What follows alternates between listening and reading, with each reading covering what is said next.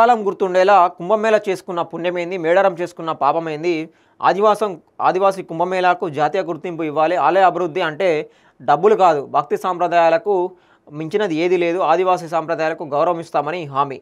ఇక మేడారం జాతరకు ఆధునిక హంగులు, మాస్టర్ ప్లాన్కు శ్రీకారం చుట్టిన సీఎం. పూర్తిగా రాతి కట్టడాలతో నిర్మాణాలు, 100 రోజుల్లో పనులు పూర్తి చేయండి. మేడారం సందర్శన పనులపై సమీక్ష.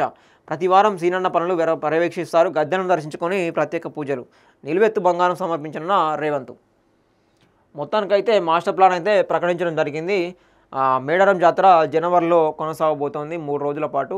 ఈ కొంచెం ఫిబ్రవరి కంటే గత సంవత్సరాల కంటే ఇప్పుడు ఒక నెల ముందులనే జనవరిలో పెట్టడం జరిగిందన్నమాట.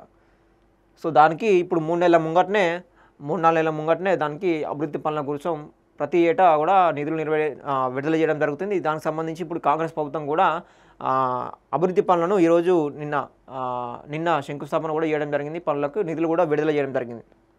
ఇక ఆదివాసీల సంక్షేమం కోసం తమ ప్రభుత్వం కృషి చేస్తుందని ముఖ్యమంత్రి రేవంత్ రెడ్డి తెలిపారు. కుంభమేళాకు వేల కోట్లు ఇస్తున్న కేంద్రము ఆదివాసుల కుంభమేళా మేడారం జాతరకు మాత్రం ఎందుకు నిధులు ఇవ్వడం లేదని ప్రశ్నించారు. జాతరకు జాతీయ హోదా గుర్తింపు ఇవ్వాలని, ఈ మేరకు నిధులు మంజూరు చేయాలని కేంద్ర ప్రభుత్వాన్ని డిమాండ్ చేశారంట. ములుగు జిల్లా మేడారం సమ్మక్క సారలమ్మ అమ్మవార్ల గద్దెలను దర్శించుకున్న అనంతరం ఆలయ అభివృద్ధి పనులపై అధికారులతో సమీక్షించారట. అనంతరం ఏర్పాటు చేసిన బహిరంగ సభలో ఆయన ప్రసంగించారట. ఆలయ అభివృద్ధి బాధ్యత కూడిన భావోద్వేగమని పేర్కొన్నారట. ఈ పనులతో మంత్రి సీతక్కతో పాటు తన జన్మ ధన్యమైందన్నట్లారు.